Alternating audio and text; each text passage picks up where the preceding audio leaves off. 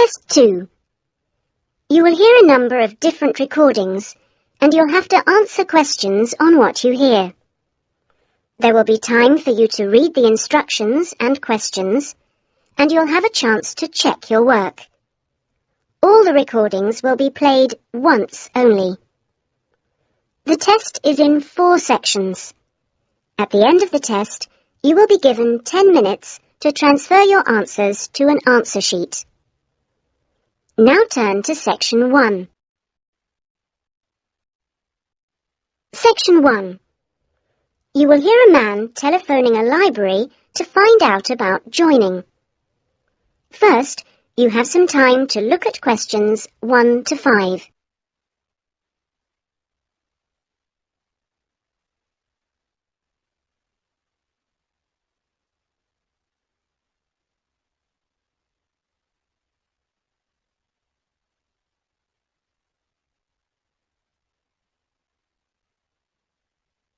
Now we shall begin. You should answer the questions as you listen, because you will not hear the recording a second time. Listen carefully and answer questions 1 to 5. Good morning, North College Library. How can I help you? I was wondering if it was possible to join the library. Are you a student at North College? No, I'm not, but someone told me it was possible to join even if I wasn't. That's right, it is. Are you over 18? That's our minimum joining age. Yes, I am. That's no problem then. Could you tell me what I have to do to join? Well, you'll need to come into the library and fill out some forms. You'll also need to bring 2 passport photos with you. We also need 2 documents for ID, so a driving license would be fine. I've got that. And what else? A credit card? No, it needs to have your address on it. Shall I bring a bank statement? Would that do? That'll be fine. Good. Does it cost anything to join?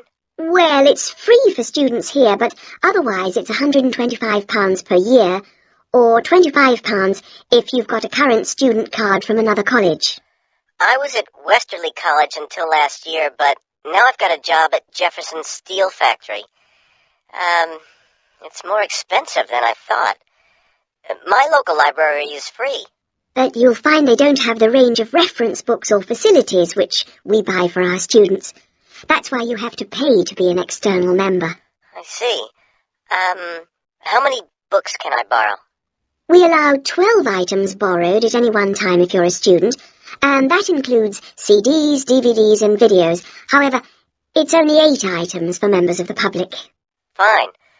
And how long can I have them for? Well, you can have both fiction and reference books for 4 weeks, which isn't bad, really. And what happens if I return them late? Like all libraries, there's a fine system in place. The minimum fine is £1.50, but it can be much higher for some items, up to £5 per week. We'll give you a booklet with all the details when you join. You can always renew items, if they're not required by anyone else, by telephoning or logging onto our website. Before you hear the rest of the telephone call, you have some time to look at questions 6 to 10.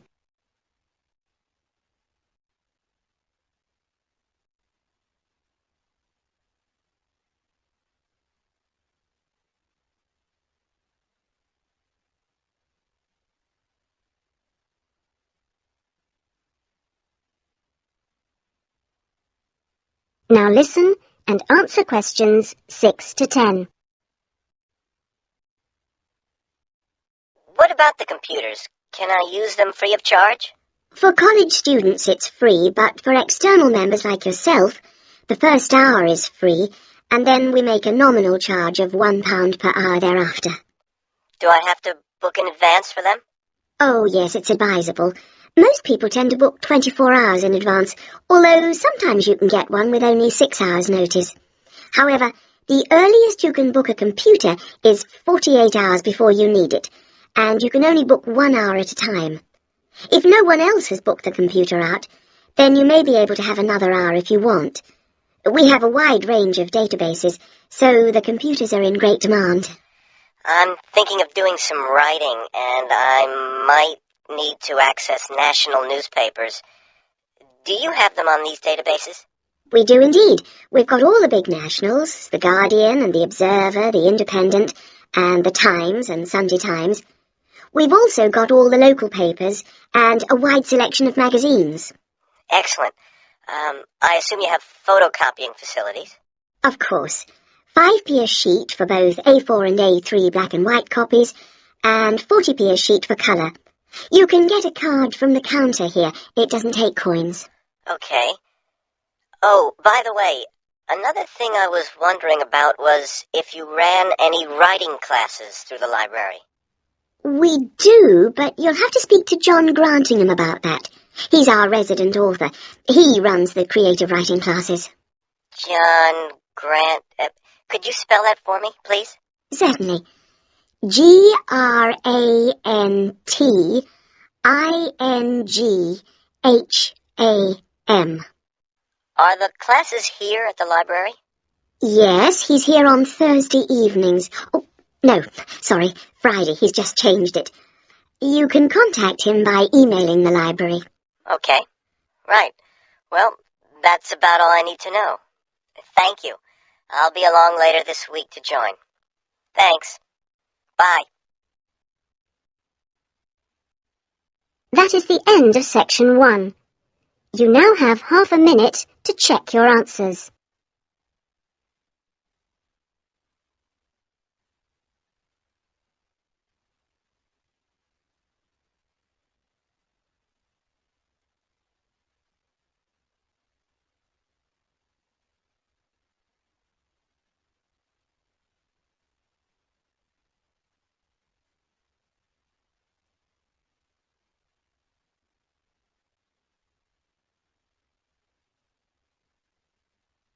Now turn to section 2.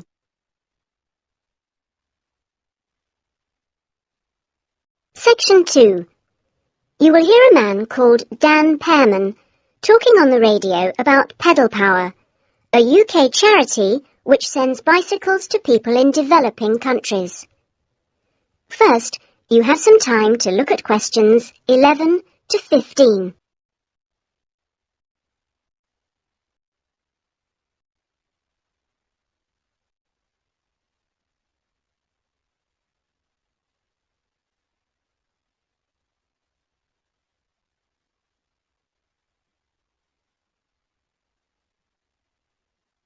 Now listen carefully and answer questions 11 to 15. My name's Dan Pearman, and I'd like to talk about the work of Pedal Power, a small charity based mainly in the UK.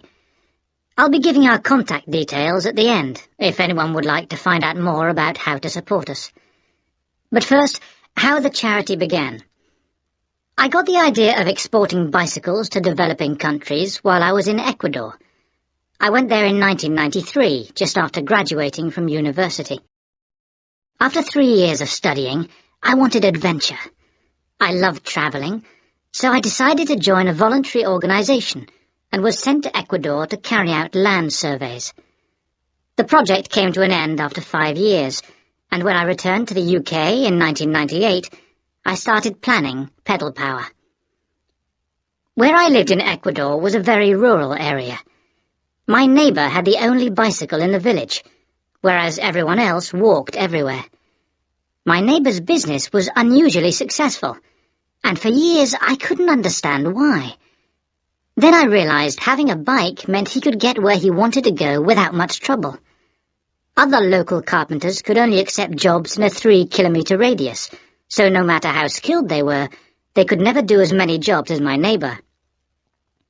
At Pedal Power, we collect second-hand bikes in the UK and send them to some of the poorest regions in the world.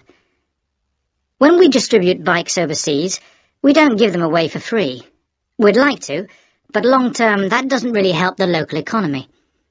The demand for bikes is enormous, which makes them very expensive locally. So we sell them for 5% of the normal price. But in order to continue operating, we need to have a constant supply of bikes which we send out every 6 months. One example of a town that's received bicycles from Pedal Power is Rivas. It was the first place I sent a full container of bicycles to. Most people there now own a bicycle. The local economy has developed so much, you wouldn't recognize it as the same place. In fact, there are more bikes than on the streets of Amsterdam, if you've ever been there. But Pedal Power still needs your help. You may have read about some of our recent problems in the British media. In August 2000, we simply ran out of money. We had containers of bikes ready to send, but no money to pay the bills. It was a terrible situation. We managed to ensure the bikes went out on time, but the other problems carried on for several months. Before you hear the rest of the talk, you have some time to look at questions 16 to 20.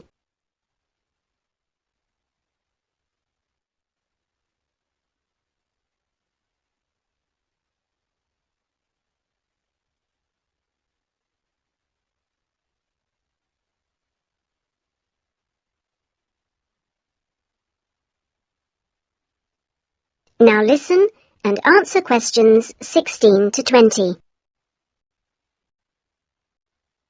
Fortunately, in October 2001, we won an Enterprise Award, which helped us enormously. We invested 15 of the £75,000 prize money to help secure our future. Winning the award helped raise our profile, and the money enabled us to pay all our shipping costs, which represent our greatest expense. Pedal Power changes lives. When someone gets a bicycle from us, they see a 14% increase in their income. We're currently looking to invest in computers so that our office staff can do an even better job. Because of our work, people in a number of countries now have a better standard of living. So far, we've provided 46,000 people with bikes. But we'd like to send more, at least 50,000 by the end of the year. Now, there are many ways in which you can support the work of Pedal Power, not just by taking a bike to a collection in your area. I should also like to say, if you do have a bike to donate, it doesn't matter what condition it's in. If we can't repair it, we'll strip it down for spare parts. Of course, to do that we always need tools, which are expensive to buy, so we welcome any that you can give. Also, you could help by contacting the voluntary staff at our offices. They'll be able to suggest activities you could organise to bring in funds for us. People do all kinds of things, including, of course, sponsored bike rides. Also, we're always interested to hear of other places that would benefit from receiving a consignment of bikes, and welcome suggestions from people who've been to developing regions on their travels. We hope that by talking on radio programmes like this, we will be able to raise public awareness, which will lead to government organisations also giving us regular financial support, something that we really need. If you'd like some more information about where to donate an old bicycle or offer help in other ways, please contact us on 019. That is the end of section 2. You now have half a minute to check your answers.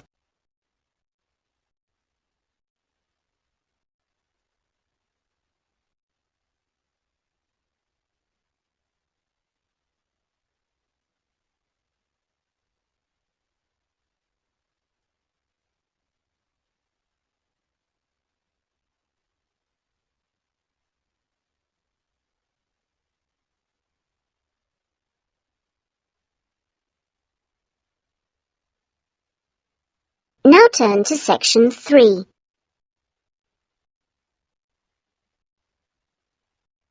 Section 3. You will hear a discussion between a college tutor and 2 students, Christina and Ibrahim.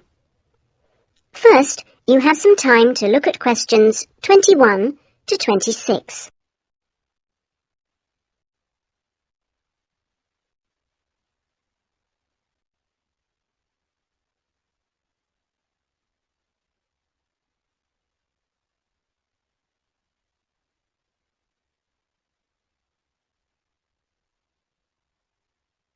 Now listen carefully and answer questions 21 to 26. First of all, I'd just like to say, Christina and Ibrahim, that I really enjoyed watching your video about student life last week. And I could see that the rest of the group did too. You did really well, and I hope that you got a lot out of it. I'd like to use this tutorial as a feedback session where you reflect on the experience of doing the project. So, Christina, I was wondering, what did you enjoy most about making the video? I liked using the camera. Is it the first time you've operated one like that? Yes, it is. Well, the results were very good. Anything else? I also enjoyed visiting one of the British students we filmed. I'd never been inside a British home before. Okay, Christina, thanks. What about you, Ibrahim? What did you enjoy? Well, for me, it was a very good chance to get to know students who are on other courses, because everyone in our group is studying English, and we don't usually have much to do with the rest of the college. Yes, good. Do you think you'll maintain the contact now? Well, I hope so. I've invited 3 of them to have dinner with me next week. Great! If you haven't decided what to make yet, I can tell you they'll love trying Arab dishes. And, of course, it's good for your English, too.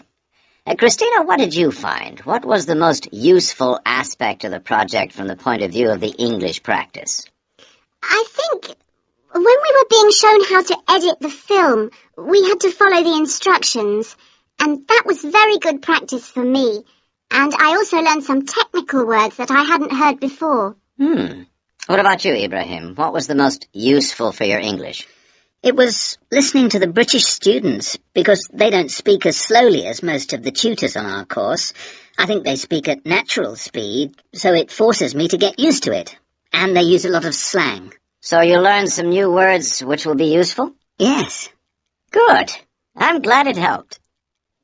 Well, we've talked a little bit about enjoyment and about language practice. Were there any other benefits? What else did you feel you'd learned from the project? Was it useful in other ways?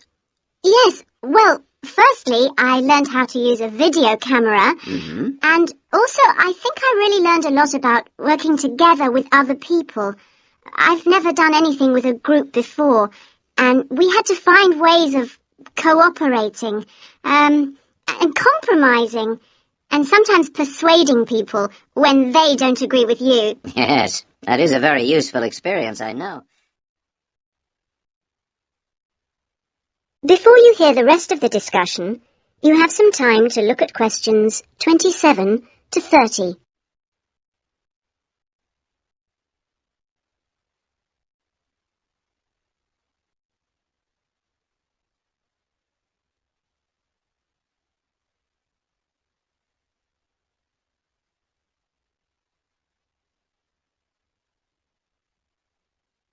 Now listen and answer questions 27 to 30. What about you, Ibrahim? Well, I think I learned a lot about how important editing is. When you're filming, you think that everything's going to be interesting, but in fact we cut around half of it in the end, and then it was much better. Good. Well, one last thing I'd like to ask. What mistakes do you think you, as a group, that is, made? I mean, to put it another way, if you had to do it all over again, is there anything you'd do differently? We didn't plan very well. For example, we didn't decide on dates when we'd complete each separate step of the project, and we should have agreed about that in the beginning, because we were always late with everything. Right. Anything else? I think we should have tried to experiment more with the camera. I mean, with angles and the focus and that kind of thing. So you should have been more ambitious. Do you agree, Ibrahim? Not really. In fact, I think we were too ambitious. We were inexperienced, and we didn't have a lot of time, and we tried to do too much to make a long film. Next time I would make a shorter one and try to get the quality better. Well, that's very interesting. Next semester, we will be doing another video project with a different content, of course, but you'll have an opportunity to put into practice what you've learned this time. Do you have any ideas about a different... That is the end of section 3. You now have half a minute to check your answers.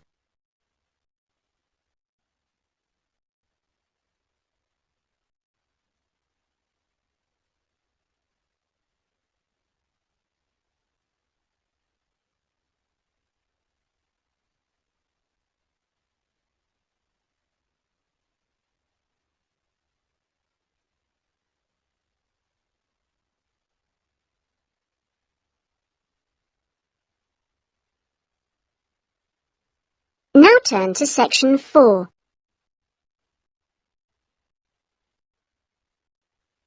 Section 4. You will hear a talk about scientific research in the continent of Antarctica. First, you have some time to look at questions 31 to 40.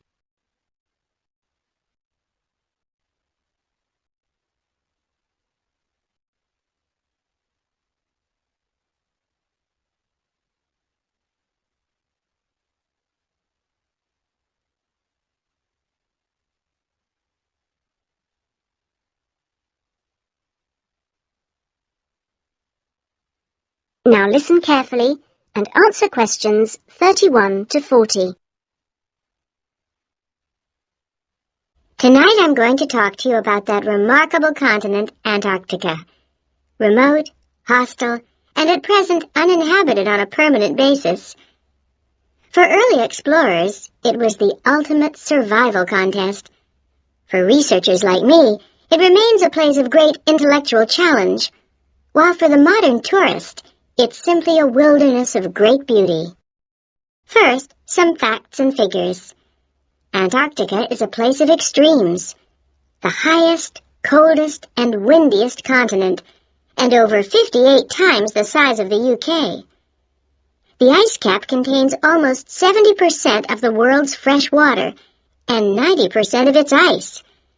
But with very low snowfall, most of the continent technically falls unbelievably into the category of desert. Huge icebergs break off the continent each year, while in winter, half the surrounding ocean freezes over, which means its size almost doubles. Research and exploration has been going on in Antarctica for more than 200 years, and has involved scientists from many different countries who work together on research stations. Here, science and technical support have been integrated in a very cost-effective way. Our Antarctic research program has several summers-only stations and 2 all-year-round ones. I was based on one of the all-year-round ones. The research stations are really self-contained communities of about 20 people. There's living and working space, a kitchen with a huge food store, a small hospital, and a well-equipped gym to ensure everyone keeps fit in their spare time. The station generates its own electricity and communicates with the outside world using a satellite link. Our station, 01, had some special features. It wasn't built on land, but on an ice shelf, hundreds of meters thick. Supplies were brought to us on large sledges from a ship 15 kilometers away at the ice edge. Living in the Antarctic hasn't always been so comfortable. Snow buildups caused enormous problems for 4 previous stations on the same site, which were buried and finally crushed by the weight. Fortunately, no one was hurt, but these buildings became a huge challenge to architects, who finally came up with a remarkable solution. The buildings are placed on platforms, which can be raised above the changing snow level on legs which are extendable.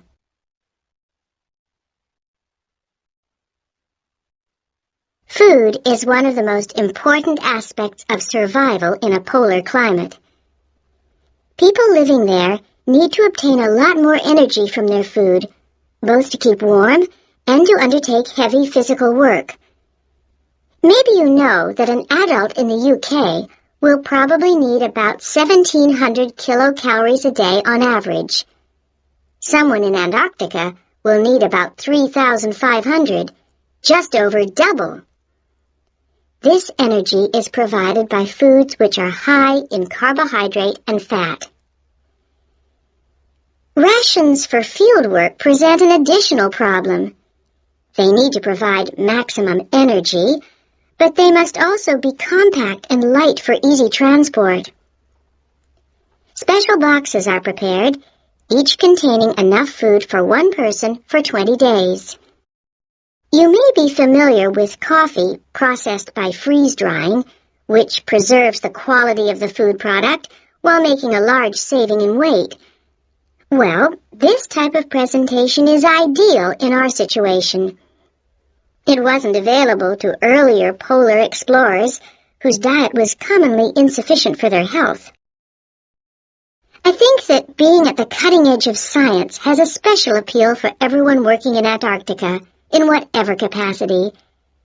As a marine biologist, my own research was fascinating, but it's perhaps climate change research that is the most crucial field of study.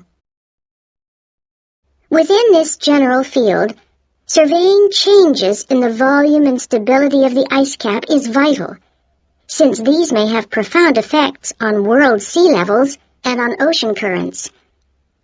A second important area is monitoring the size of the hole in the ozone layer above Antarctica, since this is an indicator of global ultraviolet radiation levels.